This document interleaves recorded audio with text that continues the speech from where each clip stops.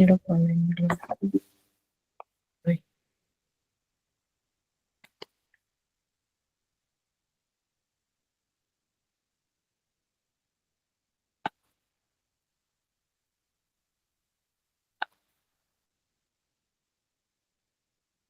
Ya está. Ya chicos, vamos avanzando entonces.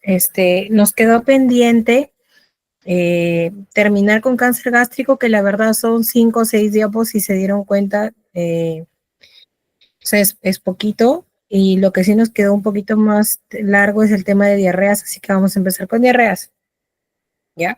Bien, como dice ahí, la diarrea es también un problema de salud en gastroenterología y para nosotros es importante la clasificación de la diarrea en aguda y crónica, ya la cual va a depender de la duración de la diarrea, ¿no? Entonces, se denomina diarrea aguda a toda aquella diarrea que tenga una duración menor a 4 semanas.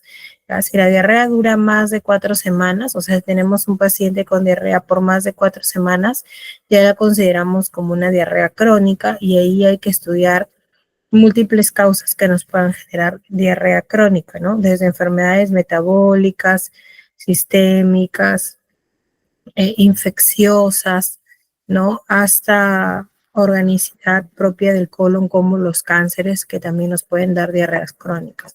¿Ya? Entonces, la diarrea aguda, como dice ahí en su diapositiva, es la emisión de heces de consistencia líquida, que generalmente es debido a una inflamación o a una disfunción intestinal causada por un microorganismo o sus toxinas, ¿no? Y que se puede acompañar de sangre o moco, puede cursar con fiebre, con vómitos y o con dolor abdominal.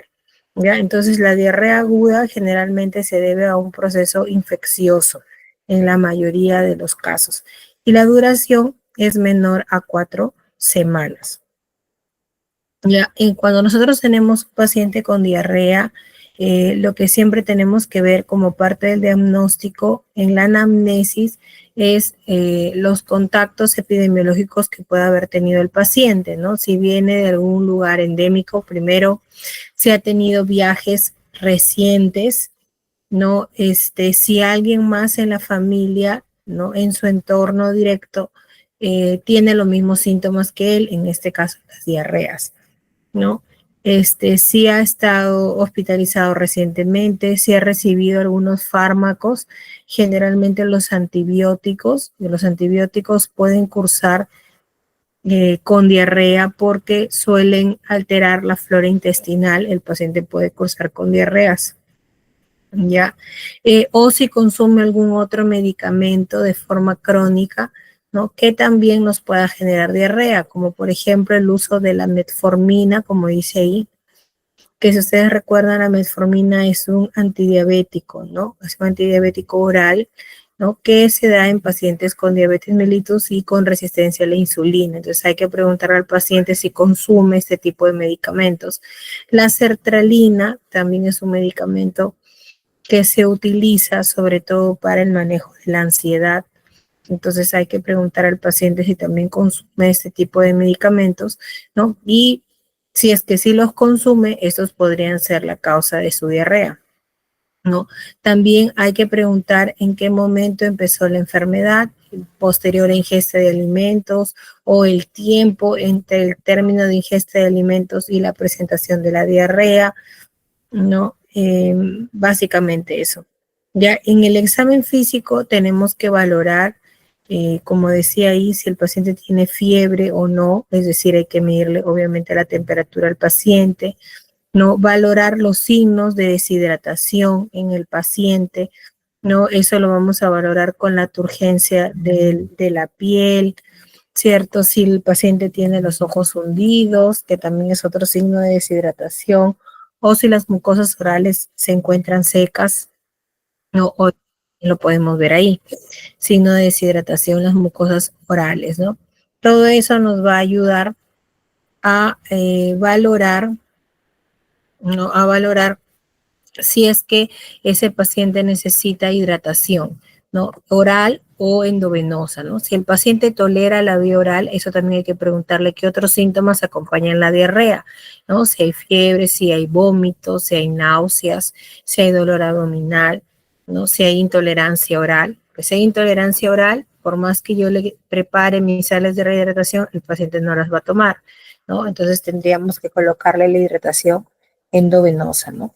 Y con respecto al examen físico, ¿no? Aparte de valorar, como hemos visto, la turgencia de la piel, las mucosas orales, ¿cierto? Hay que valorar también a nivel abdominal si tenemos alguna masa abdominal, si tenemos la presencia o el incremento de los ruidos hidroaéreos, si tenemos alguna área del abdomen dolorosa, ¿no? O si hay el signo de rebote o alguna masa como parte también de la evaluación en el examen físico, ¿no? Y neurológicamente también vamos a valorar el compromiso, ¿no? La deshidratación puede generar también que ocurra cierto grado de trastorno sensorial que lo vamos a valorar en el paciente al examinarlo.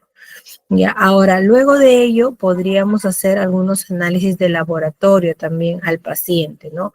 Pueden ser análisis en sangre, ¿no? Para valorar si es que existe una leucocitosis de repente, ¿no? Como dice ahí, con desviación a la izquierda, o si vemos dentro del hemograma, ¿no? A nivel de los leucocitos vemos el porcentaje ya sea de eosinófilos están elevados, que nos indicaría algún proceso parasitario o alérgico, ¿cierto? O si los monocitos o los linfocitos están elevados, que nos indicarían un proceso viral.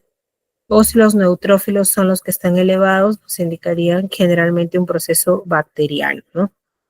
Entonces podemos solicitar eso al paciente dentro de los análisis de laboratorio, ¿no? Como exámenes de sangre. Pero también podemos solicitarle exámenes de las heces, ¿no? Exámenes de las heces. Dentro de ellos, el más frecuente es la reacción inflamatoria intestinal o el famoso polimorfo nuclear en heces, ¿no? Cuando nosotros tenemos un paciente con diarrea, ¿no? Generalmente le solicitamos una reacción inflamatoria en heces, ¿no? Si esta reacción inflamatoria en heces sale positiva, nos está indicando que probablemente es una diarrea infecciosa, ¿no? Por gérmenes enteroinvasivos y probablemente tengamos la necesidad de darle antibióticos, ¿no? Entonces, hasta ahí sí se ven y me escuchan bien, ¿no, chicos? Porque como he compartido toda la pantalla, no veo quién se conecte y quién no. Ya, ok. Ya, entonces eso es el examen más común. Después también podemos hacer otros estudios como la calprotectina fecal. La calprotectina fecal es en realidad el estudio de una proteína, como dice ahí, que mide un proceso inflamatorio, ¿no? Un proceso inflamatorio generalmente asociado a enfermedad inflamatoria intestinal tipo Crohn o colitis ulcerativa. En este grupo de pacientes que tienen ese tipo de enfermedades inflamatorias intestinales puede salir positivo la calprotectina fecal, ¿ya? Luego, ¿qué más podemos hacer dentro de los exámenes de heces? Podríamos valorar coprocultivo. Bueno, si es que nos sale una reacción de polimorfo nuclear positiva, ¿no? En el examen de heces podemos solicitar coprocultivo, ¿no? Que viene a ser el cultivo de las heces y nos va a dar, obviamente, con un antibiograma, ¿no? El germen que se ha colonizado, ¿no? En esa muestra que nosotros hemos o el paciente ha entregado, ¿no? Y también a qué gérmenes, a qué antibiótico el germen es sensible o resistente, ¿no? Entonces podríamos solicitar coprocultivo, podríamos solicitar también parasitológico en heces, ¿no? El examen parasitológico en heces generalmente son 3 muestras que son seriadas. ¿Qué quiere decir? Que el paciente, por ejemplo, mañana es viernes, ¿no? Si nosotros atenderíamos hoy día a un paciente con diarrea, y generalmente es una diarrea crónica o ya tiene más de una semana de diarrea, le podemos pedir parasitológico en heces por 3 muestras. Parasitológico en heces seriado se llama el examen, ¿no? En el cual mi paciente tendría que llevar su muestra de heces viernes, sábado y domingo, ¿no? Los 3 días seguidos para valorar si en esas 3 muestras en esas tres muestras hay presencia de parásitos o si en alguna de ellas, ¿no? Entonces, ese es el parasitológico en heces. Ya, creo que son los exámenes que pedimos con mayor frecuencia, ¿no? Incluso a veces solo con la clínica del paciente, ¿no? Es decir, con los síntomas asociados a la diarrea, nosotros podríamos indicar un tratamiento empírico sin necesidad de hacer los análisis, ¿no?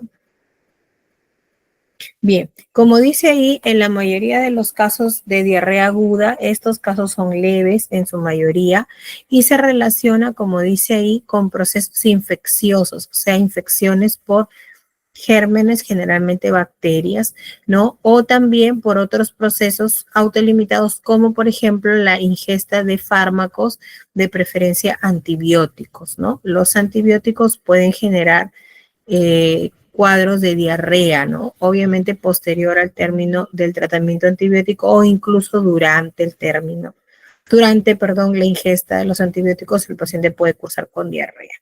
¿Ya? Entonces, las diarreas agudas, como dice ahí, dentro de las diarreas agudas de probable origen infeccioso vamos a tener dos tipos, ¿no?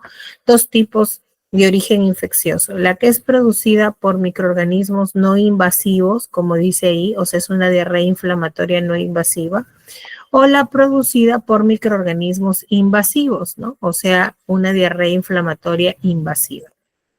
Ya, vamos a explicar acá en esta diapositiva cuál sería la diferencia entre una y otra, ¿no? Por ejemplo, dice la diarrea inflamatoria no invasiva, o sea, aquella que es producida por microorganismos no invasivos, generalmente ocurren por intoxicaciones alimentarias, ¿no? De repente consumimos un alimento que está en, perdón, de repente consumimos un alimento que no está en buenas condiciones, de repente estuvo guardado, ¿no? De repente algo de los alimentos se descompuso y bueno, yo vine y lo comí, ¿no?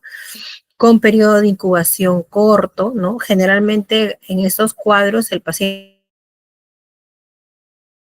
come y a las 4 o 6 horas empieza con diarreas. ¿Ya? Las diarreas son acuosas, como dice ahí, y muy abundantes. ¿Qué significa acuosas? O sea, líquidas, ¿ya? Totalmente líquidas, como si abriésemos el caño y cae el agua, así igualito.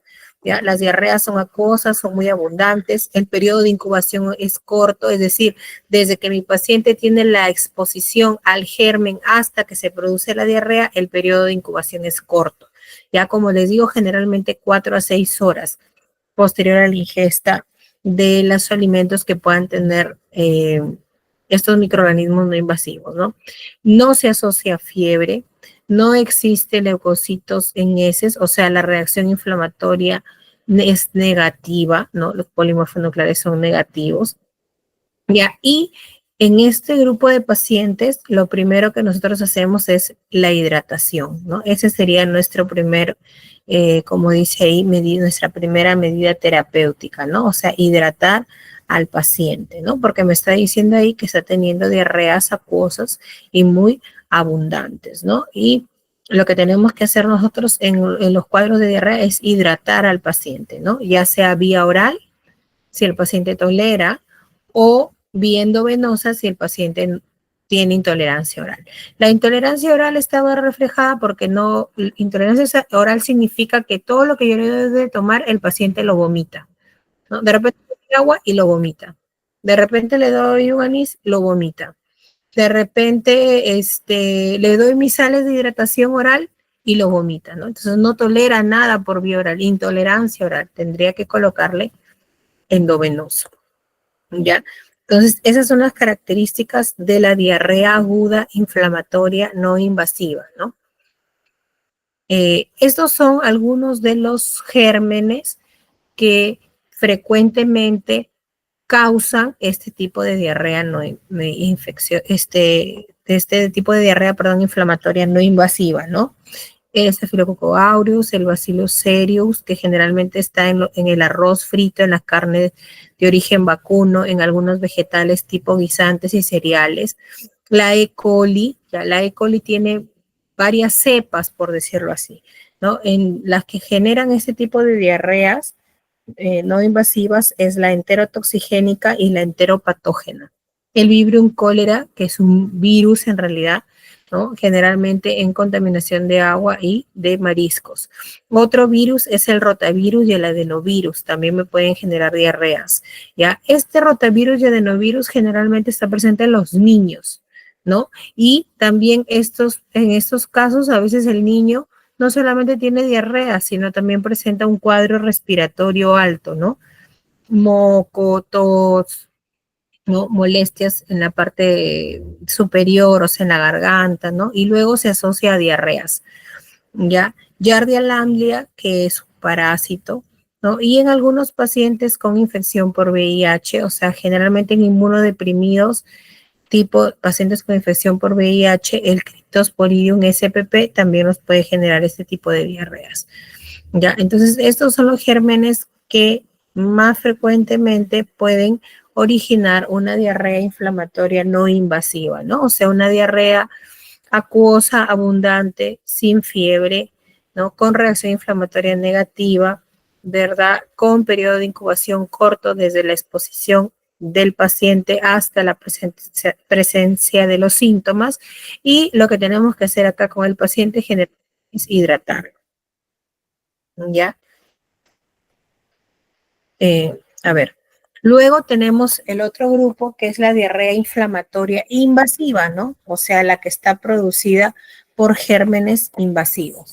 ¿Ya? Esto, si se dan cuenta, a diferencia del anterior, que voy a tener, el paciente aparte de la diarrea va a tener fiebre. Las diarreas no solamente van a ser líquidas, sino que van a tener sangre y moco. El periodo de incubación es largo, o sea, entre mi exposición, ¿no? Entre que el paciente se expone al germen hasta la presencia de la diarrea es un periodo de incubación largo, ¿no? Las diarreas no son tan abundantes, pero cursan con moco y con sangre. Ya este tipo de gérmenes pueden generar, como estas diarreas generan fiebre, moco, sangre, ¿no? Pueden generar complicaciones. ¿Cuáles son las complicaciones? Alteraciones de la función renal, como el síndrome hemolítico urémico, sepsis, o sea, infecciones generalizadas, megacolon tóxico, artritis reactiva, adenitis mesentérica. Son complicaciones frecuentes de este tipo de diarreas que se producen por estos microorganismos invasivos. Ya acá no solamente vamos a hidratar al paciente, sino que vamos a tener que dar antibióticos. ¿Ya? Esa es la diferencia con la diarrea inflamatoria no invasiva. En la no invasiva, nosotros generalmente damos solo hidratación. Pero en la invasiva, sí vamos a tener que dar, aparte de la hidratación, antibióticos. Ya, los gérmenes, como les dije, más frecuentes tenemos la E. coli, que va a ser la E. coli enterohemorrágica y la E. coli enteroinvasiva, ¿no? La E. coli enterohemorrágica de serotipo O157H7, o sea, hay serotipos. Ese serotipo de la E. coli enterohemorrágica está asociada a este tipo de diarreas y sobre todo está asociada a la complicación que puede tener, que es el síndrome hemolítico urémico. ¿Ya? Entamoeba histolítica también es un parásito, perdón. Listeria monocitogenes es otro germen que nos puede dar ese tipo de diarreas. Salmonella paratifi, que vendría a ser la fiebre tifoidea, y la Salmonella no tifi, que está generalmente en las carnes de origen vacuno, ¿no? En huevos, en lácteos. Ya la Shigella también puede estar en algunos patatas, o sea, en papas, lechuga, vegetales crudos que estén contaminados. Ya el Campylobacter, que puede estar en lo que es la leche, el agua, los alimentos crudos. El Clostridium difficile es un germen que puede aparecer por el consumo de antibióticos tipo clindamicina, ¿ya? Que genera una enfermedad que se llama colitis pseudomembranosa caracterizada por deposiciones líquidas con sangre. Se produce en este grupo de pacientes que han estado consumiendo clindamicina. Y el tratamiento en estos pacientes es darles metronidazol, por si acaso. Ya, otro germen frecuente es la Yersinia enterocolítica, que genera una contaminación o que se produce por la contaminación de leche, vegetales, queso, por ejemplo, ¿ya? Y si se dan cuenta, la mayoría de estas bacterias ya son bacterias gram negativas, son bacterias gram negativas. Entonces, el antibiótico que vamos a usar de preferencia es un antibiótico que va a ir contra gérmenes gram negativos. Ya vamos a ver más adelante algunos tratamientos específicos para cada tipo de germen. ¿Ya? Bueno, como vemos ahí, hay otra serie de gérmenes como la Aeromona hidrófila, Vibrio parahemolíticos, ¿no? La Listeria monocytogenes, que ya lo habíamos hablado, y los gérmenes anteriores también que los hemos mencionado, se ha repetido ahí, pero agreguemos Vibrio parahemolítico y Aeromona hidrófila. Bien, el tratamiento entonces en estos pacientes es mantener una adecuada hidratación, ¿no? Recuerden que las diarreas también nos generan una alteración hidroelectrolítica y una alteración ácido-base, ¿no? Entonces, a medida que mejoremos la hidratación, vamos a compensar este desequilibrio hidroelectrolítico que se puede producir.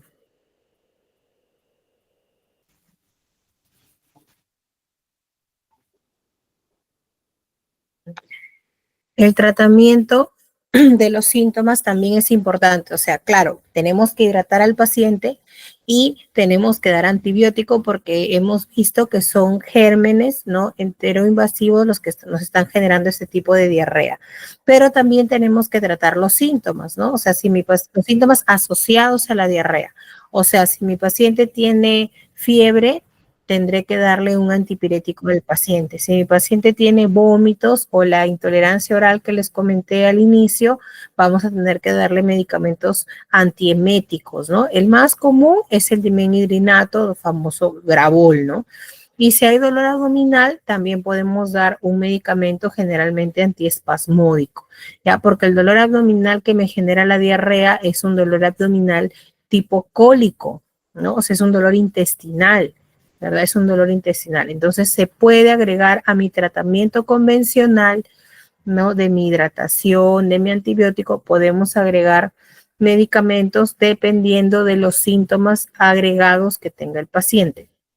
¿Ya? Y bueno, como les repito, si el paciente tolera la vía oral, yo le puedo dar hidratación oral con sales de rehidratación oral. ¿Ya? Pero si el paciente no tolera la vía oral, vamos a tener que necesariamente colocarle endovenoso, ¿no? Porque yo le voy a dar las sales de rehidratación oral y el paciente las va a vomitar.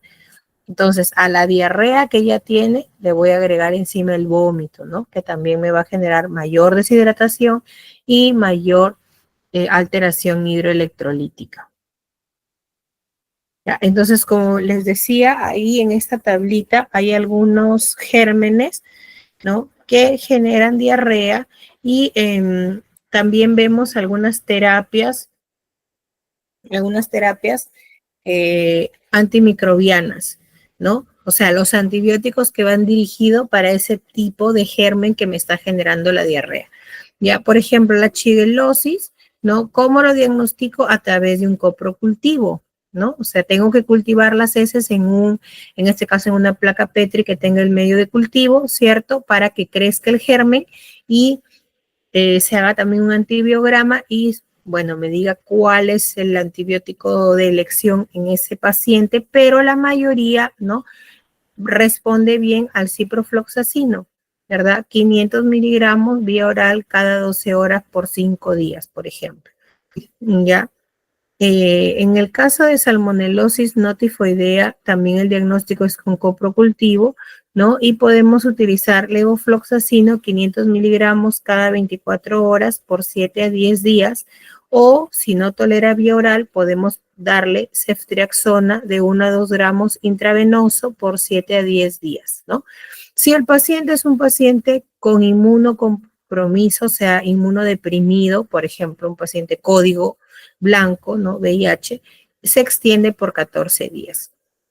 Ya en la fiebre tifoidea, ¿no? Podemos hacer el diagnóstico con hemocultivo y coprocultivo y el de elección es una fluoroquinolona, ¿no? ¿Quiénes son las fluoroquinolonas? Tenemos ciprofloxacino, igual 500 miligramos cada 12 horas, o levofloxacino 500 miligramos cada 24 horas por 7 días.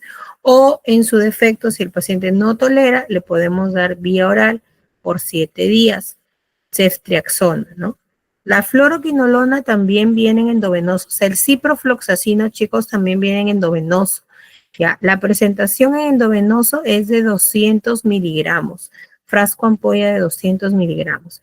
Y la presentación vía oral es de 500 miligramos, ¿no? Si mi paciente es portador crónico de Salmonella typhi, entonces vamos a dar ciprofloxacino 500 miligramos cada 12 horas por 4 a 6 semanas, ¿no? O norfloxacino 400 miligramos 2 veces al día por 4 a 6 semanas, ¿no? El norfloxacino también es una fluoroquinolona, ¿ya? En la campilobacteriosis intestinal, o sea, si el paciente en el coprocultivo sale el diagnóstico, el tratamiento de elección sería acitromicina 500 miligramos por 3 días o eritromicina de 500 miligramos, pero lo más usado es acitromicina. Ya, si se dan cuenta, todos los gérmenes son gram negativos, o sea, los gérmenes que nos generan las diarreas son gram negativos. Entonces, los antibióticos tienen que ir dirigidos a esos gérmenes, como son ciprofloxacino, levofloxacino, va dirigido a gérmenes gram negativos.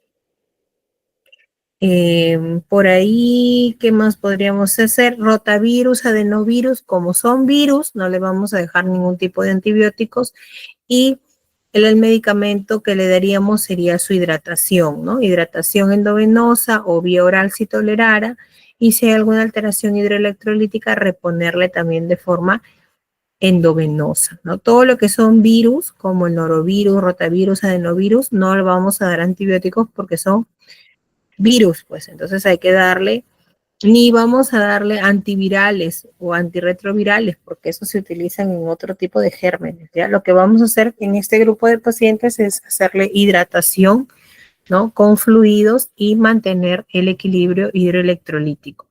Ya, la yardiasis es una parasitosis, ¿no? Que es la Yardia lamblia.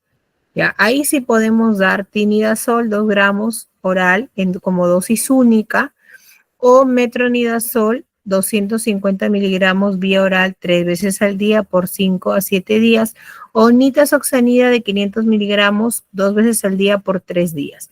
Ya, la nitazoxanida, chicos,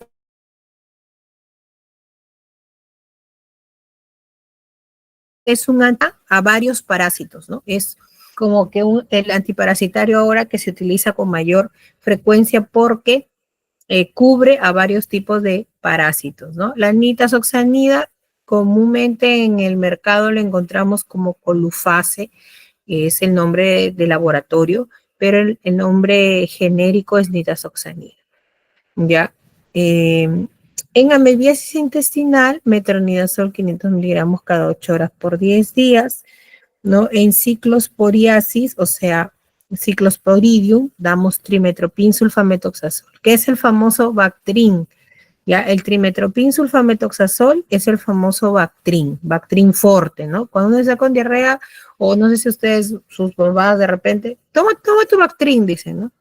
Bactrim forte tiene trimetoprim y sulfametoxazol y va a gérmenes de ese tipo, ¿no? Y generalmente Cryptosporidium, Cytospora belli, ¿no? Son gérmenes, Cryptosporidium son gérmenes que aparecen en eh, pacientes inmunodeprimidos porque son infecciones oportunistas, ¿ya? Es por eso es que en un cultivo común no va a aparecer Cryptosporidium ni ciclosporiasis, ni Cytospora belli. Para estos gérmenes hay cultivos específicos, ¿no? Si es que de repente yo sé que mi paciente es un paciente inmunodeprimido, ¿no? Por ejemplo, un paciente que sea código blanco, o sea, VIH positivo, y está con diarreas, tengo que buscarle, aparte de los gérmenes convencionales, ¿no? Como E. coli que hemos visto, Shigella, ¿no? Que son gérmenes comunes, hay que buscarle también estos gérmenes oportunos.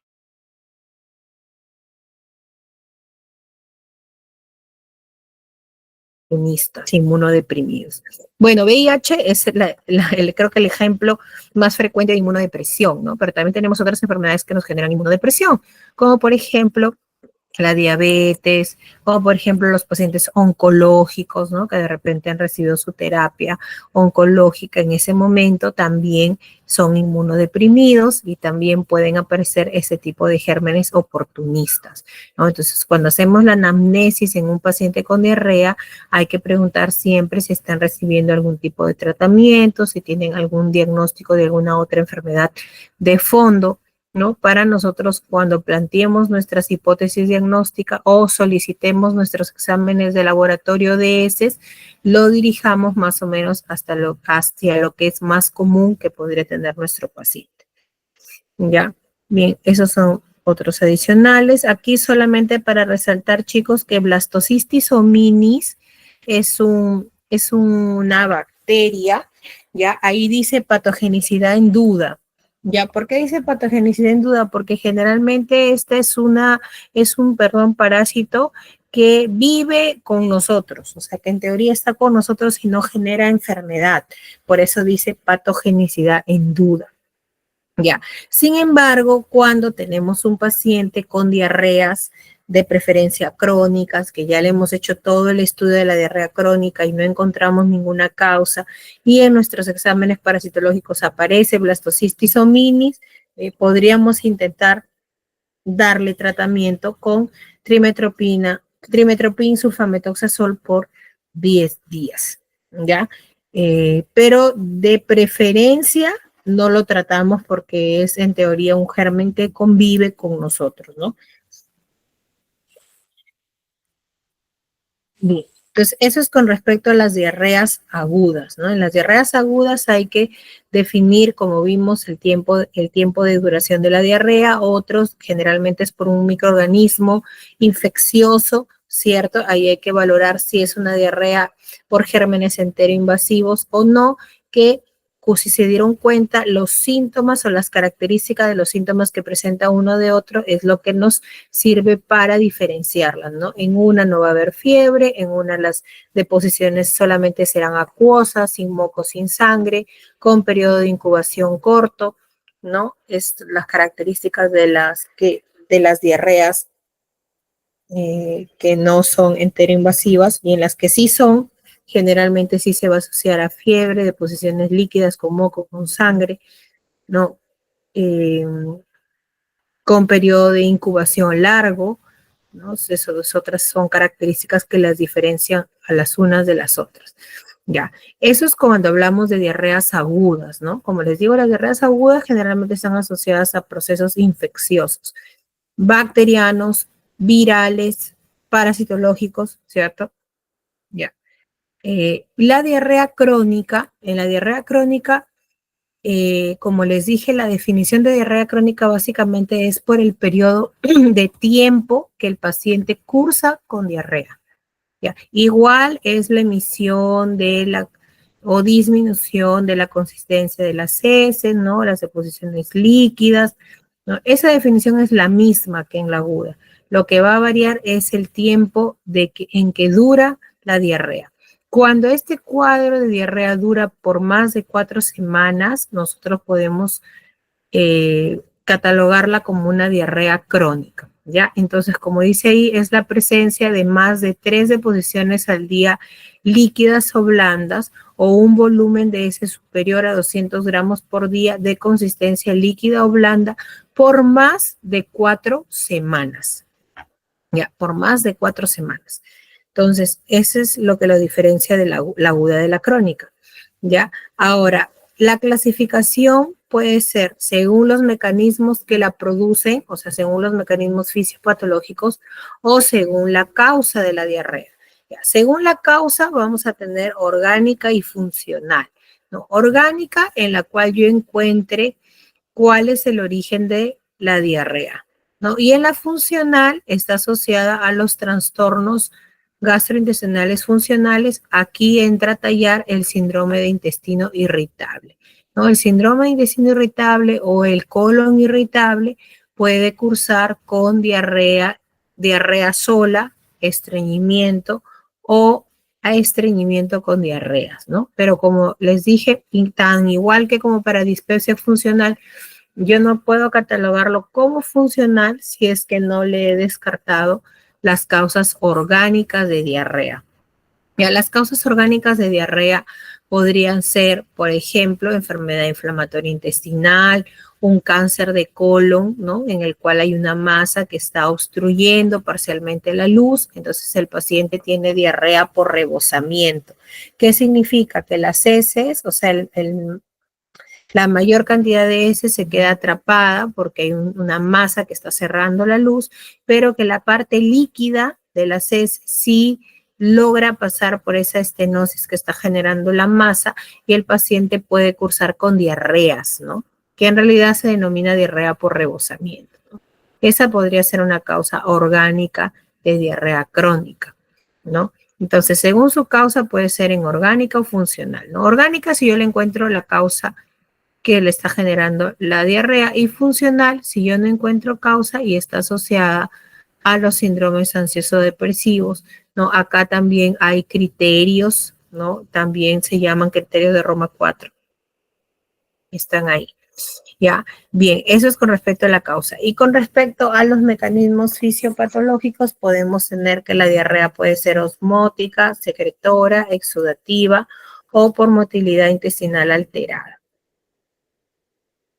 Ya, como ven ahí, ese es un cuadrito que tiene algunos, como dice, signos, síntomas, ¿no? Algunas alteraciones por ahí analíticas que nos pueden sugerir que la diarrea que está teniendo mi paciente pueda tener causa orgánica, ¿no? Por ejemplo, la presencia de sangre en las heces, la presencia de fiebre, ¿no? La presencia de pérdida de peso, ¿no? Pérdida de peso, generalmente más de 5 kilos, y siempre la pérdida de peso, para nosotros pensar en organicidad, tiene que ser sin causa, ¿no? Una pérdida de peso involuntaria. Ya, inicio reciente de síntomas. De repente el paciente era estreñido de larga data, ¿no? Su ritmo evacuatorio era una deposición cada 2 días, ¿no? O 2 deposiciones cada 2 días o interdiario, ¿no? Y hace una semana o un mes empieza a hacer deposiciones líquidas 2, 3 veces todos los días, ¿no? Por ejemplo, hay un cambio ahí en sus deposiciones, ¿no? Porque sus deposiciones normalmente eran sólidas y generalmente las realizaba dejando un día o cada 2 días, ¿no? Si esta diarrea aparece en personas mayores de 50 años, si tenemos pacientes que cursan con diarrea y tienen historia familiar de cáncer colorectal o de lesiones precancerosas como son los pólipos colorectales, ¿no? Si la diarrea es de predominio nocturno, si persiste posterior al ayuno, si las heces son muy abundantes, esteatorreicas, ¿no? Si el peso de las heces es mayor a 400 gramos por día, o sea que hay bastante cantidad de veces que el paciente va al baño a hacer sus deposiciones líquidas, ¿no? Si al examen físico yo le encuentro adenopatías, masa palpable, ¿no? Si encuentro palidez, o sea, como si hubiese de repente cierto grado de anemia, también es un signo de alarma que me puede sugerir que la diarrea tiene una causa orgánica, ¿no? Como dice ahí, puede haber anemia, macrocitosis, hipoalbuminemia, ¿no? Que nos pueden orientar a la causa orgánica de la diarrea. Y también análisis de heces con sangre oculta positivo. El sangre oculta positivo es el T-Venon en heces, ¿ya, chicos? El T-Venon en heces es un examen, creo que yo les mencioné, hablamos de hemorragia digestiva, que es un examen que consiste en analizar las heces y valorar si hay presencia de sangre microscópica, ¿no? O sea, que no sea evidente al ojo humano, ¿no? Entonces le hicieron un análisis de sangre, de heces, que es el T-Venon en heces o el sangre oculta en heces, y sale positivo, ¿no? Eso es lo que nos está indicando desde que está habiendo cierta pérdida de sangre microscópica, ¿no? Y que habría que hacer el estudio de dónde es esa pérdida, ¿no? Alta o baja. Y el marcador de la calprotectina fecal elevada, como les dije, nos indica causa orgánica de diarrea, sobre todo de enfermedades inflamatorias intestinales, ¿ya? Tipo colitis ulcerativa o Crohn. ¿Ya, chicos? Bien, vamos. Perdónenme. Ya. Entonces, es una tablita en donde vemos, como ustedes mismos leen ahí, signos, síntomas y alteraciones analíticas que nos pueden sugerir organicidad, ¿no? Entonces hay que hacer el estudio de la diarrea.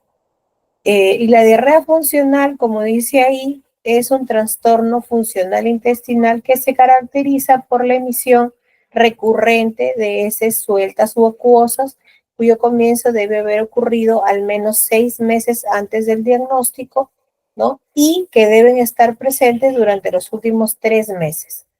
¿Ya? O sea, el paciente lo tiene hace 6 meses, pero los 3 meses anteriores al diagnóstico deben estar persistentes estos síntomas, ¿no? Como dice ahí, los criterios diagnósticos, presencia de heces sueltas o acuosas, o sea, diarrea, ¿ya? En más del 25% de las deposiciones, sin que haya un dolor o una distensión abdominal, ¿no? Molesta se refiere a que le altere su calidad de vida, ¿no? Este tipo de síntomas se debe cumplir en el tiempo que hemos mencionado, ¿no? Al menos en los últimos 6 meses y sobre todo de preferencia los 3 últimos meses antes del diagnóstico. Siempre para hablar de funcional hay que descartarle el orgánico, chicos. ¿Ya? Entonces, la diarrea motora, vimos ahí que fisiopatológicamente la diarrea puede ser motora, secretora, ¿verdad? La diarrea motora, como dice ahí, es aquella que se produce por la disminución del peristaltismo, es decir, del movimiento intestinal, ¿no? Esto favorece al sobrecrecimiento bacteriano. ¿Qué significa eso? Que nosotros en nuestro intestino tenemos bacterias, ¿ya? Tenemos bacterias que son buenas y que viven con nosotros, ¿ya? En nuestro intestino. Pero que ante determinados factores, estas bacterias pueden crecer más de lo normal, ¿ya? Y eso también puede generar diarreas, ¿ya? ¿No? O como dice ahí, por el tránsito acelerado que reduce el tiempo de contacto entre el contenido intestinal y la mucosa. Las características habituales son con respecto al volumen de las diarreas, ¿no? Es un volumen moderado, ¿ya? Con o sin relación con la ingesta. ¿Qué significa? Que si yo como, presento diarrea y si no como, también presento diarrea. Eso significa. Y hay una ausencia de cambios electrolíticos sistémicos. O sea, a pesar de que mi paciente tenga diarrea, ¿ya? No va a haber tanta alteración hidroelectrolítica. A eso se refiere. Las causas más frecuentes, o sea, ¿qué enfermedades me generan diarrea de tipo motora?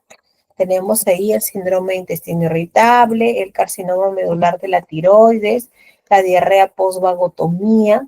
Ya creo que en algún momento les comenté, pero antes las úlceras gástricas, ya las úlceras gástricas sangrantes, se trataban haciendo cirugía, ¿ya? Porque antes no existía la endoscopía ni los métodos endoscópicos que nosotros hemos visto para parar el sangrado digestivo producido por la úlcera, ¿no? Entonces, lo que hacían los cirujanos era hacer una cirugía gástrica y además hacer una cirugía a nivel del nervio vago, ¿no? Para, en este caso, disminuir también la secreción ácida y que pare el sangrado, ¿no? Entonces hay pacientes en los cuales se les ha hecho vagotomía y pueden cursar con diarrea posterior a la vagotomía, que es de tipo diarrea motora.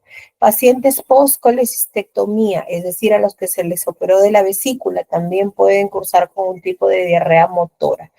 Ya, pacientes con hipertiroidismo, ya, pacientes con hipertiroidismo también pueden cursar con diarrea.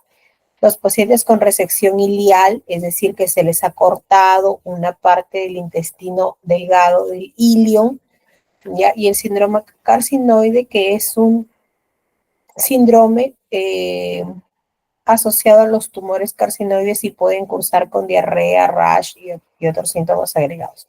Entonces, estas son, que les he mencionado, son causas más frecuentes de diarrea motora. O sea, en este grupo de pacientes, La diarrea que presentan por esas enfermedades generalmente son de tipo motor. Ya. Luego tenemos la diarrea osmótica. Ya, la diarrea osmótica es la que está asociada al uso de los laxantes. Ya, la diarrea osmótica es aquella que está asociada al uso de laxantes. ¿Cuáles son los laxantes más comunes? La lactosa, ¿no? El sorbitol. Recuerden, por ejemplo, que a nuestros pacientes cirróticos, nosotros cuando están estreñidos les indicamos lactulosa. Entonces, esta lactulosa, ¿qué va a hacer? Esta lactulosa va a ser, como dice ahí, ¿no? Como es un laxante osmótico, ¿qué va a hacer? Dice, va a generar diarrea osmótica, ¿no? Y la diarrea osmótica, como dice ahí, es causada por la presencia de cantidades elevadas de solutos osmóticamente activos en la luz intestinal que se absorben de forma escasa, retienen mayor cantidad de agua y sales dentro de la luz intestinal y por eso aparece la diarrea. ¿Ya? Entonces los laxantes osmóticos tipo lactulosa o lactilol también lo pueden encontrar o sorbitol tienden a generar este tipo de diarreas. ¿Ya? Las características, como dice ahí, hay una respuesta favorable al ayuno. ¿Qué significa? Que si el paciente no come, la diarrea baja, ¿no? O disminuye. A diferencia de la motora que decía que no tenía relación con la ingesta o con el ayuno. Pues así comía, igual tenía diarrea, y si no comía, igual tenía diarrea. En cambio, en la osmótica, si el paciente hace ayuno, ¿no? O sea, si no come, la diarrea puede disminuir, ¿ya? Las causas, como ustedes ven ahí, los laxantes, lo primero, también tenemos cirugías tipo vagotomía con piloroplastia, Bilro 1 o 2, que son derivaciones en realidad gastrointestinales, o sea, son derivaciones que hace el cirujano, opera, ¿no? Corta una parte del estómago y lo une con el intestino. Ese tipo de cirugías son las Pilrow. Hay uno, dos y tres, ¿no? Dependiendo de la cirugía que hace, pero son ese tipo de cirugías. Y cuando hay un déficit de la absorción de carbohidratos, el paciente también puede cursar con diarrea osmótica. ¿Ya? La diarrea secretora, el mecanismo es mixto, son heces acuosas, voluminosas, tampoco ceden con el ayuno, tienen una osmolaridad similar al plasma, generan deshidratación y acidosis metabólica. Aquí las causas, miren, tenemos generalmente las bacterias, ¿no? Las infecciones por bacterias nos causan este tipo de diarrea, ¿no? Fisiopatológicamente es una diarrea secretora. Ya acá ven, como ven, tenemos E. coli enterotoxigénica, Clostridium perfringens, Bacillus cereus, ¿no? Infecciones crónicas como Mycobacterium, hongos y parásitos, resección intestinal, mala absorción de ácidos biliares, ácidos grasos, ¿no? Celiaquía. Entonces, esas enfermedades nos pueden dar diarrea secretora, ¿no? Nos pueden dar diarrea secretora. Entonces, la diarrea motora, osmótica, secretora, es la clasificación según la fisiopatología de la diarrea, ¿ya? Según la fisiopatología de la diarrea. Después tenemos este tipo de diarrea por enteropatía exudativa, en la cual va a haber una alteración de la integridad de la mucosa intestinal como resultado de un proceso de inflamación o ulceración. Ya acá tenemos generalmente quienes las bacterias o las bacterias que generan diarrea enteroinvasiva, pacientes con celiaquía, amiloidosis, tuberculosis ileocecal pueden tener este tipo de enteropatías, de diarreas por enteropatías. Entonces, chicos, en las diarreas crónicas, al igual que en la aguda, ¿verdad? Hay que valorar los antecedentes familiares, ¿no? Antecedentes familiares de enfermedades que me puedan generar diarrea crónica, como la celiaquía, ¿no? O la enfermedad inflamatoria intestinal, ¿no? Estamos hablando acá de Crohn y colitis ulcerativa, ¿no? Pacientes que tengan viajes a zonas endémicas, ¿no? Zonas endémicas donde pueden cursar con diarrea, o por ejemplo son zonas endémicas de fiebre tifoidea, por decirlo, ¿no? Prácticas sexuales de riesgo.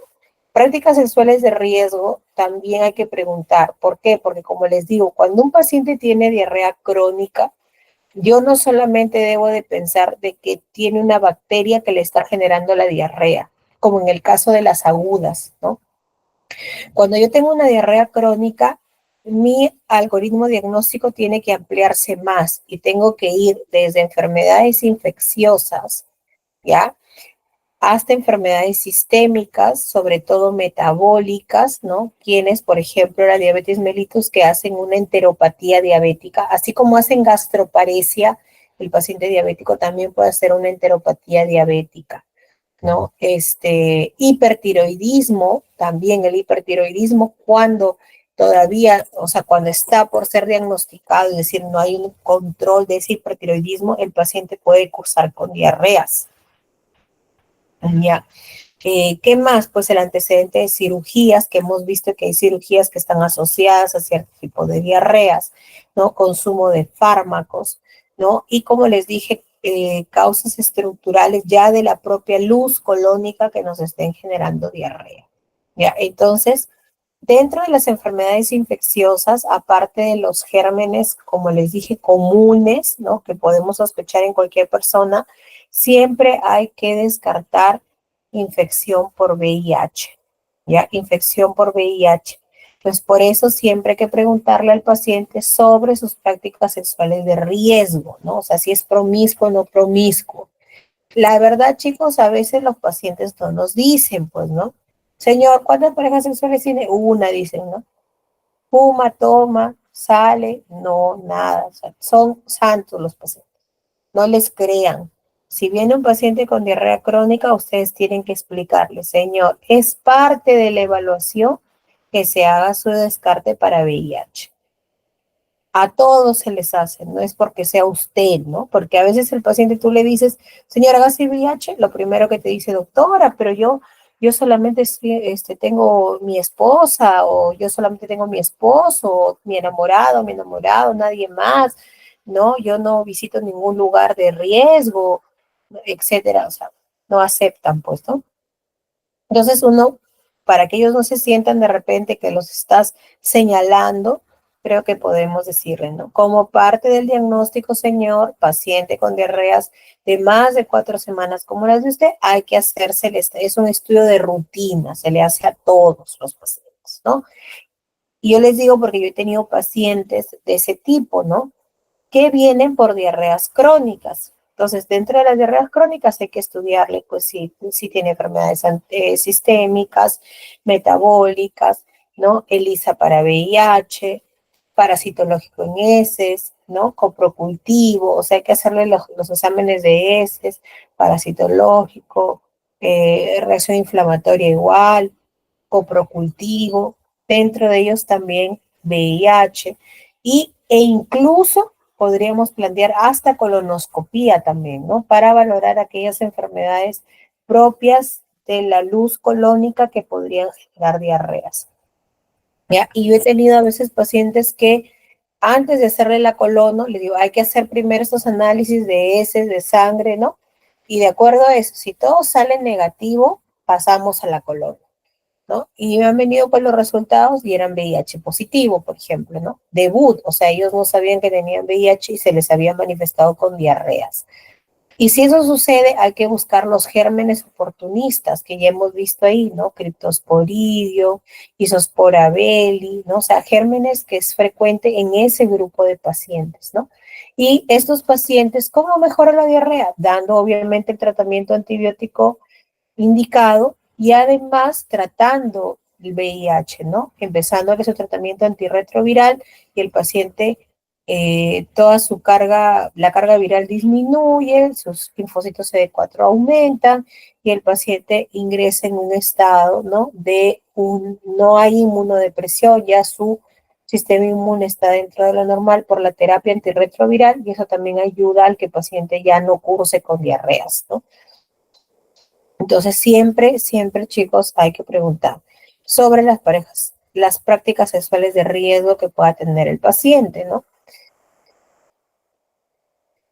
Ya, entonces, en diarrea crónica, como dice ahí, la anamnesis, el examen físico, Hay que preguntarle siempre las enfermedades anteriores, medicamentos, etcétera. Y dentro de los exámenes básicos, como dice ahí, estudios microbiológicos en heces, o sea, reacción inflamatoria, coprocultivo, parasitológico.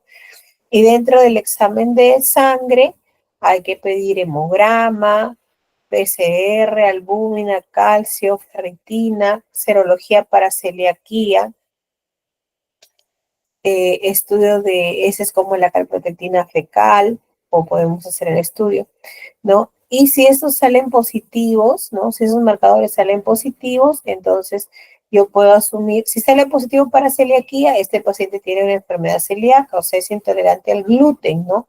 Tendría que cambiarle su dieta, ¿no? Quitarle todo lo que tenga gluten y probablemente mejore sus cuadros de diarrea, ¿no? Porque le estoy quitando la causa de la diarrea. Ya, si sale que tiene una calprotectina elevada, valorar si es colitis ulcerativo Crohn, también podemos dar tratamiento. Ya, si todos los exámenes salen negativos para organicidad, entonces podemos asumir que es una diarrea crónica funcional, ¿no? Entonces le vamos a dar tratamiento como intestino irritable. Ya. Y hay pacientes, como les dije, que se les tiene que hacer colonoscopía, o sea, pacientes con diarrea crónica que se les tiene que hacer colonoscopía, ¿ya? ¿A quienes sí se les tiene que hacer colonoscopía obligadamente? Pacientes con diarrea crónica, paciente que tenga mayor a 50 años y mayor o igual a 50 años que haya iniciado con diarrea crónica. Ya, paciente que tenga antecedentes familiares de colorectal, antecedentes familiares de primer grado de cáncer colorectal, que tenga diarrea crónica, ¿no? Paciente con diarrea crónica sin sangre evidente, pero que al examen de T-Venom en heces, o sea, de sangrado oculto, este salga positivo. Ya, pacientes con calprotectina fecal mayor a 150 miligramos por kilo. Pacientes con PCR elevado, o sea, proteína C reactiva elevada, ¿ya? Pacientes con criterios de diarrea funcional o que tengan síntomas o situaciones que nos sugieran organicidad. ¿Se acuerda que vimos un primer cuadrito de organicidad? Este de acá, ¿no? Ay, perdón, ya lo perdí, creo. No, pero después. El que tiene la organicidad, estos, ¿no? Pérdida de peso. O sea, la colonoscopia se va a tener que hacer en un paciente con estudio de diarrea crónica, ¿ya? Diarrea crónica. Aquella diarrea que dure más de 4 semanas y que nosotros obviamente le hagamos hechos nuestros exámenes y hayan salido negativos, pero que sin embargo el paciente tenga familiar directo de cáncer colorectal, que la diarrea sea nocturna, que haya pérdida de peso sin causa aparente, que tenga marcadores reactantes inflamatorios positivos, ¿verdad? Como la proteína C reactiva o PCR o calprotectina fecal elevada. Hay que hacerlo porque estos marcadores se elevan en enfermedades tipo colitis ulcerativa y Crohn. ¿Ya? Y estas enfermedades de colitis ulcerativa y Crohn, que son las enfermedades inflamatorias intestinales, dan alteraciones en la colonoscopía. O sea, cuando hacemos la colonoscopía vamos a encontrar un colon con úlceras, vamos a encontrar un colon con imágenes así de masas o tipos pseudopólipos. Y tenemos que tomar biopsia y la biopsia es la que nos va a decir si el paciente tiene colitis ulcerativa o Crohn, ¿ya? Entonces, por eso es importante hacer la colonoscopia.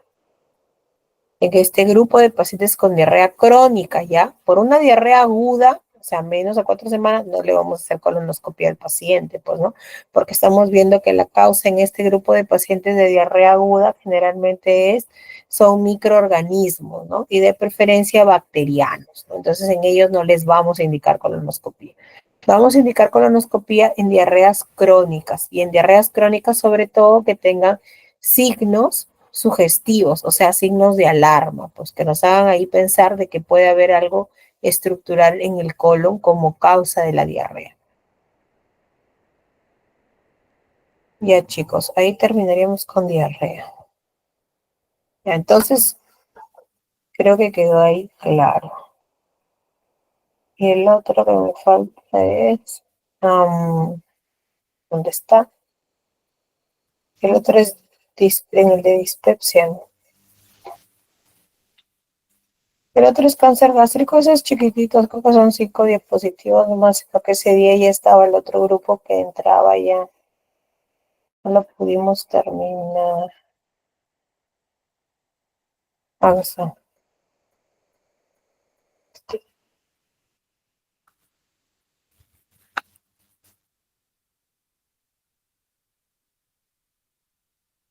Chicos, si están ahí, ¿no? Vaya a ser que esté hablando yo como loca, solita. Sí, doctora. Ah, ya. La vez anterior creo que fue yo hablaba y me había desconectado. Ni cuenta me había dado que ya no estaba conectada.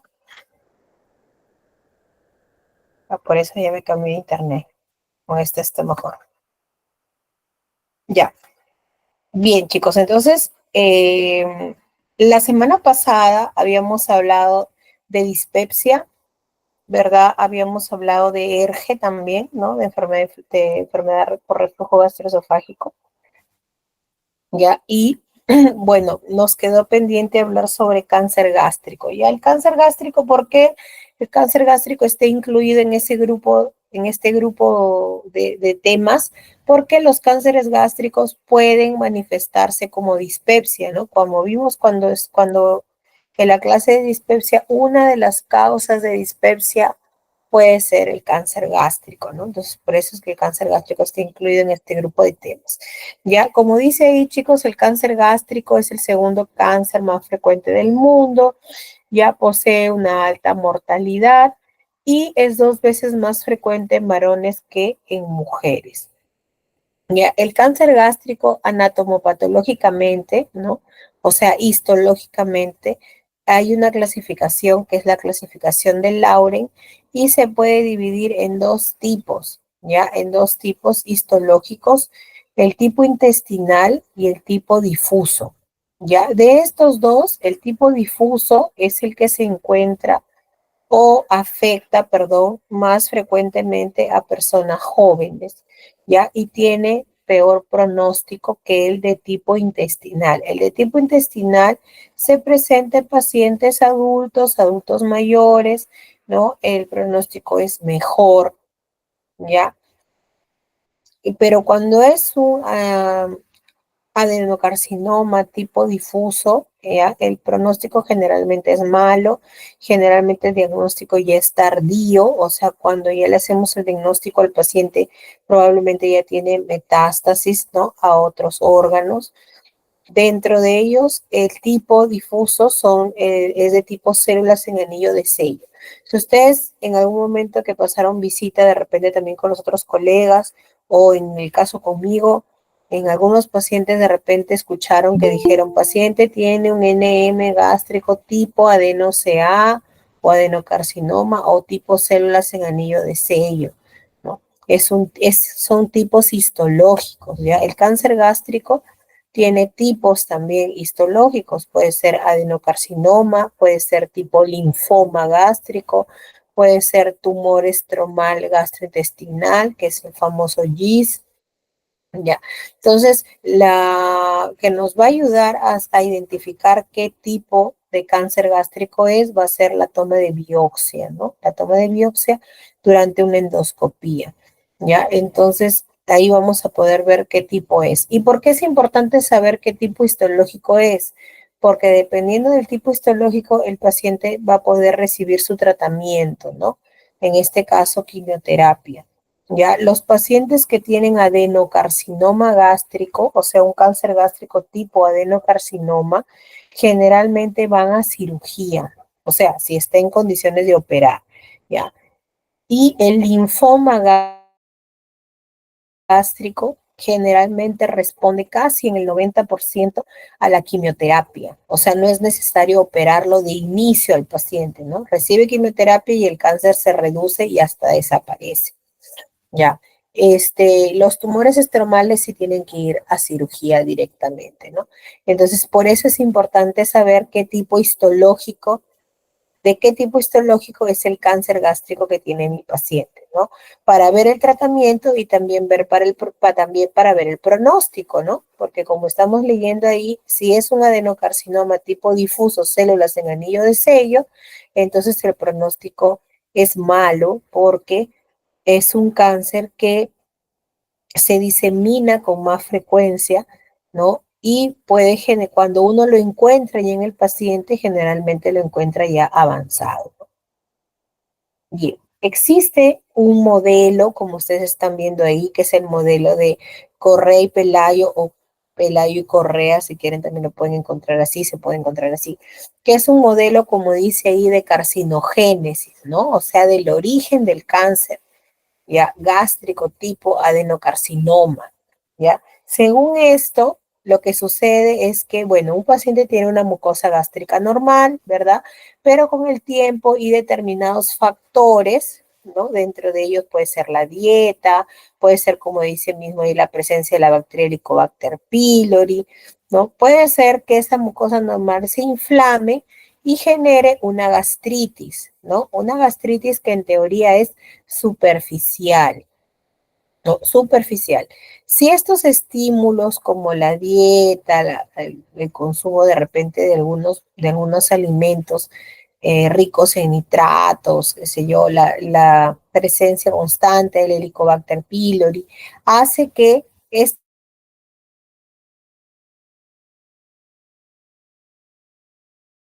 superficial, sino que se genere una inflamación crónica ya, o sea, se produzca una inflamación crónica. Esta inflamación crónica lo que va a hacer es que se produzca una atrofia de la mucosa gástrica, entonces me va a generar una gastritis atrófica.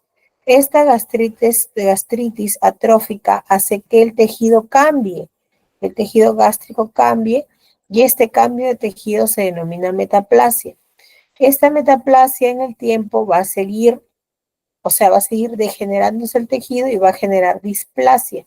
Esta displasia a su vez puede ser de bajo y de alto grado, y por último va a generar el carcinoma o el cáncer gástrico tipo adenocarcinoma. ¿Ya? Entonces, pero para que un paciente pase de una mucosa gástrica normal a un cáncer gástrico, pasa un periodo de tiempo, generalmente en años, ¿no? Entonces, no es de que a mí me encuentran ahorita gastritis crónica y yo mañana tengo cáncer, ¿no? Es un proceso que tiene muchos años en el interín y que influyen varias cosas, ¿no? Por eso es que como la Helicobacter pylori se ha relacionado como un factor de riesgo para cáncer gástrico, ¿no? ¿Qué dicen las guías? Si yo tengo un paciente que encuentro que tiene Helicobacter pylori, tengo que darle tratamiento erradicador, ¿no? Y eliminar la bacteria porque se ha relacionado la bacteria con esta secuencia, ¿no? De carcinogénesis, y por eso es que se ha asociado a que esta produce cáncer gástrico, pero es un factor, ¿no? Es un factor de riesgo.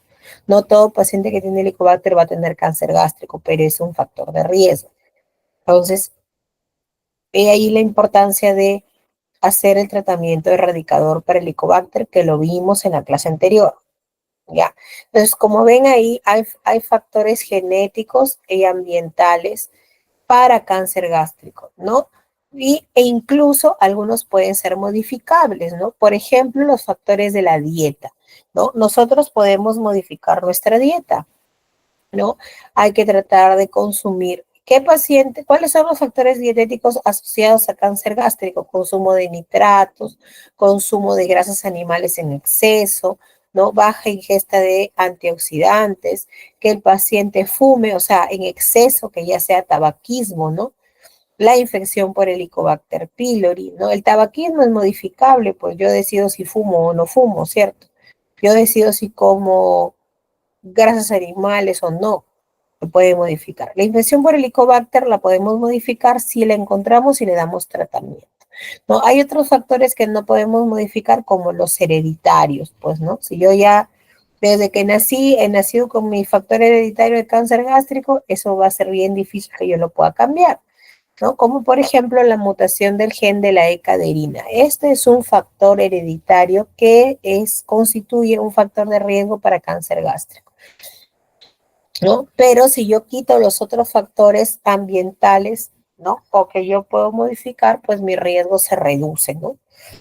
O condiciones mórbidas que pueden predisponer, por ejemplo, gastritis atrófica, que ya hemos visto, metaplasia, displasia, ¿no? Esófago de Barrett. ¿Por qué mencionan al esófago de Barrett si es un cáncer gástrico, doctor? El esófago de Barrett es en el RGB. Porque el esófago de Barrett, chicos, se produce en la unión esófago-gástrica, recuerden. Entonces, el cáncer gástrico puede ser de la unión gástrica, del fondo gástrico, del cuerpo o del antro. Por eso es que lo incluyen a esófago de Barrett como una condición que puede predisponer al cáncer gástrico, ¿no? Otros factores, como por ejemplo la presencia de los pólipos, pues los adenomas gástricos son los pólipos, ya en este caso gástricos. Los pólipos gástricos pueden ser benignos, que nosotros le llamamos inflamatorios hiperplásicos, que no generan cáncer gástrico, y los que nosotros denominamos premalignos, ¿ya? O sea, los tipos adenoma que sí podrían, si se quedan ahí en el paciente y no los extraemos durante la endoscopía, pueden generar cáncer gástrico. ¿Ya? Antecedentes de cirugías previas, ¿ya? Por ejemplo, las gastrectomías, es decir, que el paciente haya sido sometido a una cirugía en la cual haya habido pues un corte de una parte de nuestro estómago, ¿no? Gastrectomías subtotales. ¿Ya? Bueno, como les decía, antes, muchos años atrás, las úlceras gástricas se trataban con gastrectomía, pues, ¿no? Le quitabas la úlcera que estaba sangrando y le cortabas, pues, esa parte del estómago, ¿no? Y unías el estómago que quedaba con el intestino, ¿no? Ahora, ese tipo de cirugías está presente, bueno, en pacientes que hayan tenido un tumor gástrico, úlceras hace años atrás, y ahora pues en las cirugías bariátricas, ¿no? Que también se corta una parte del estómago y se une con el intestino.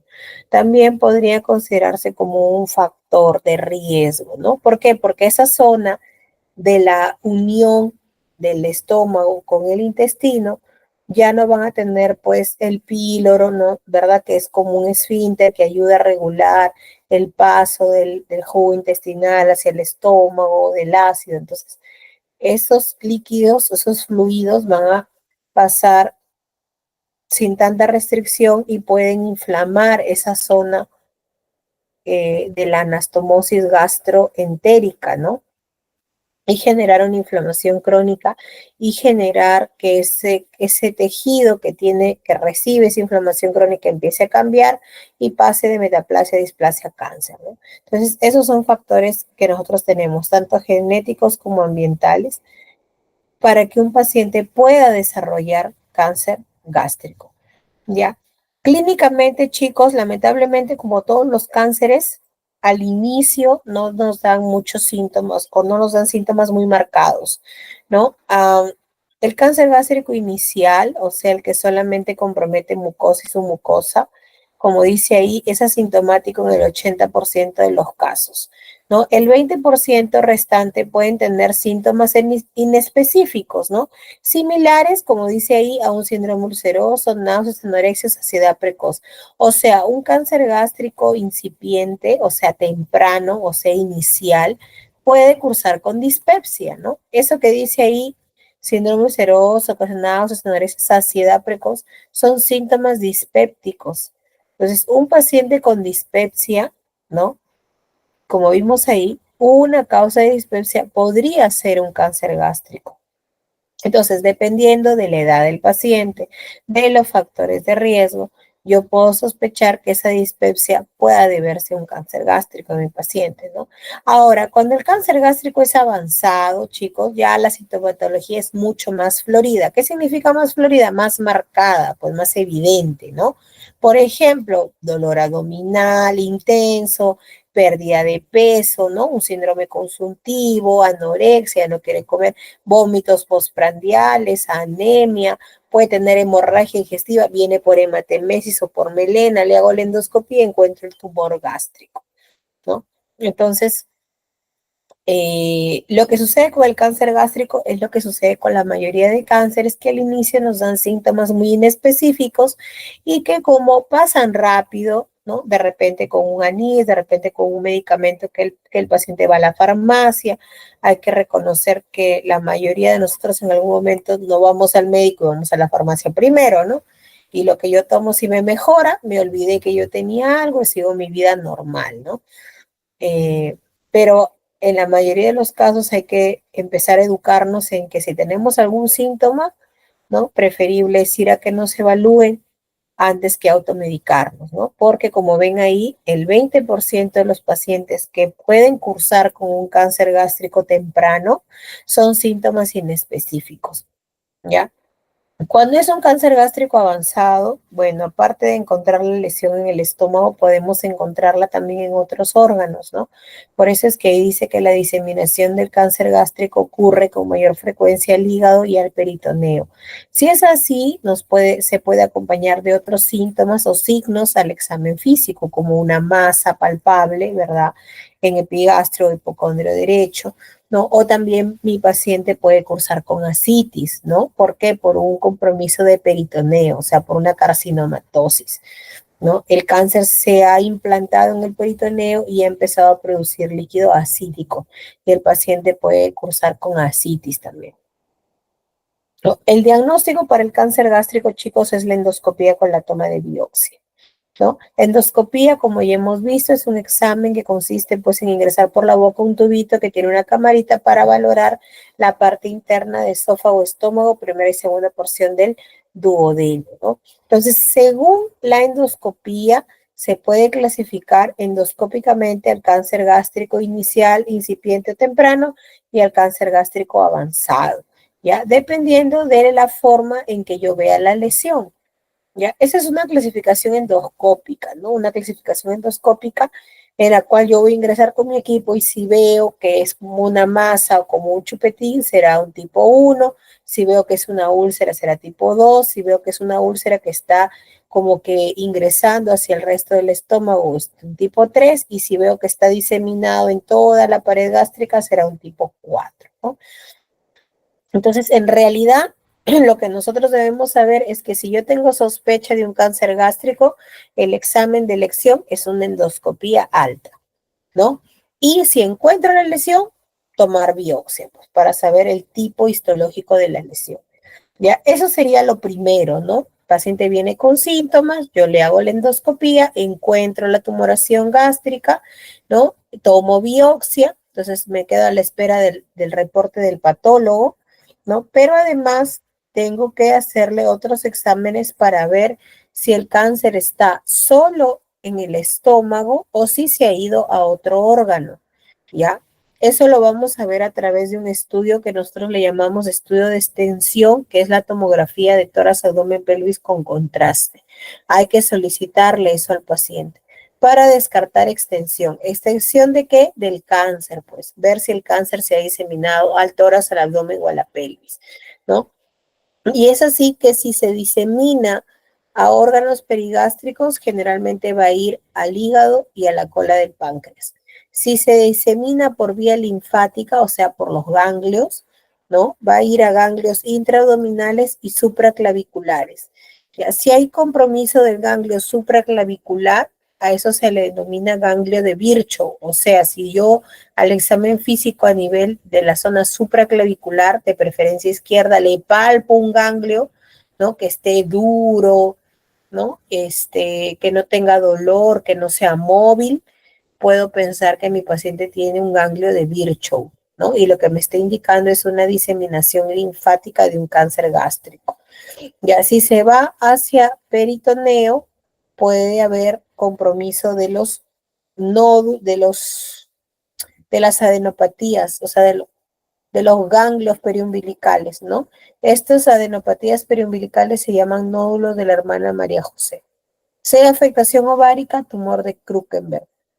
Si va hacia peritoneo, carcinomatosis peritoneal y nos puede cursar con ascitis, ¿ya? Y el tratamiento del cáncer, chicos, en realidad, como dice ahí, va a tener que ser individualizado, ¿no? Individualizado significa de acuerdo a cada paciente. Ya, multidisciplinario. ¿Por qué multidisciplinario?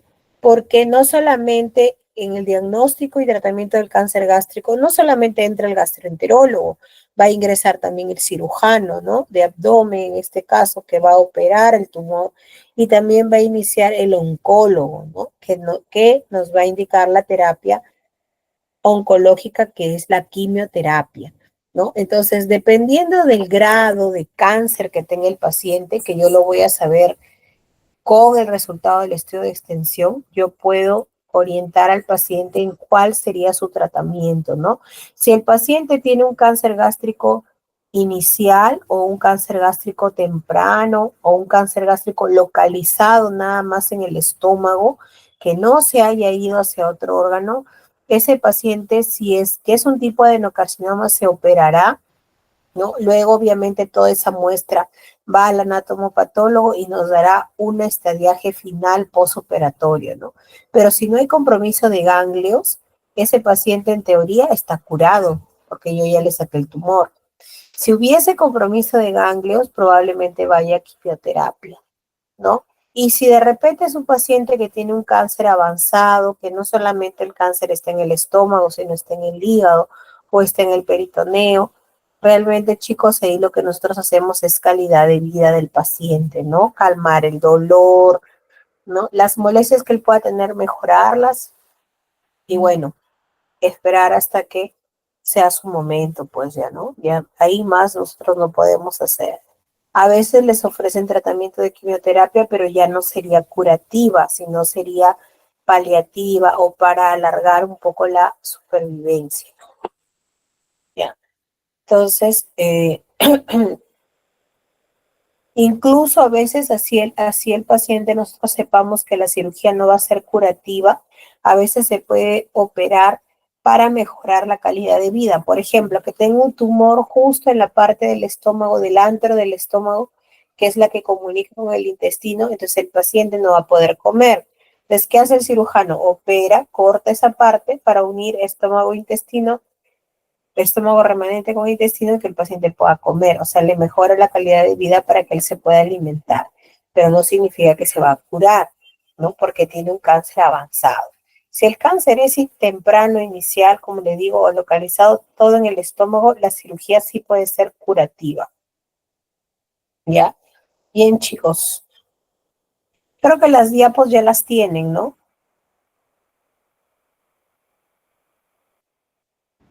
Ya, o sea, las diapos sí las tenemos. Ay, no sé qué hice. Ya. Bien, chicos, entonces terminamos. Ay, perdón, con los temas. Ya hemos quedado el día lunes 8. Uy, aparecieron todos mis chats. El día lunes 28 a las 8